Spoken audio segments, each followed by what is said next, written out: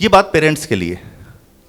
एक बार एक teacher, biology के टीचर, जो इंसेक्ट की लाइफ साइकिल होती है उसमें अलग अलग स्टेज होती है, एग, लार्वा, प्यूपा और एडल्ट होती है।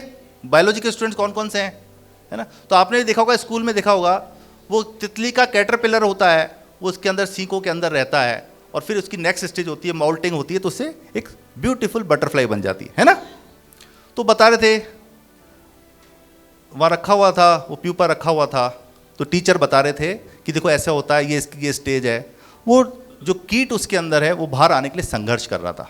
तो टीचर ने कहा, मैं 5 मिनट में आ रहा हूँ, मुझे प्रिंसिपल ने बुलाया है, आप इसको छेड़ना मत और इस कीट को अपना संघर्ष करने देना। एक बच्चे को दया आ गई, जैसा कुछ पेरेंट्स को आ जाती है। उन्होंने कहा कि हमारा बच्चा कितना दुख पा रहा है, कष्ट पा रहा है, इसकी थोड़ी मदद कर दें, हम सक्षम भी हैं, क्यों ना इसकी मदद कर दें। ऐसे ही एक बच्चे ने उस जो प्यूपा था, जो कीट था, उसके चारों तरफ जो लकड़ियाँ थी जिसको हटाने के लिए संघर्ष कर, उसे हटा दिया, वो स्वतंत्र हो गया। टीचर आया, टीचर ने कहा ये क्या कर दिया?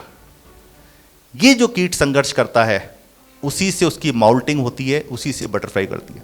तुमने इसे स्वतंत्र तो कर दिया मदद करके, पर तुमने इसकी बहुत बड़ी हानि कर दी, क्योंकि अब ये कभी तितली नहीं बन पाएगा, कभी आसमान में उड़ नहीं पाएगा।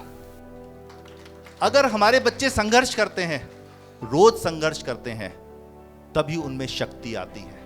और जब संघर्ष करते हैं, संघर्ष से शक्ति आती है, शक्ति से ही सफलता मिलती है। सफलता को और कोई मंत्र नहीं है।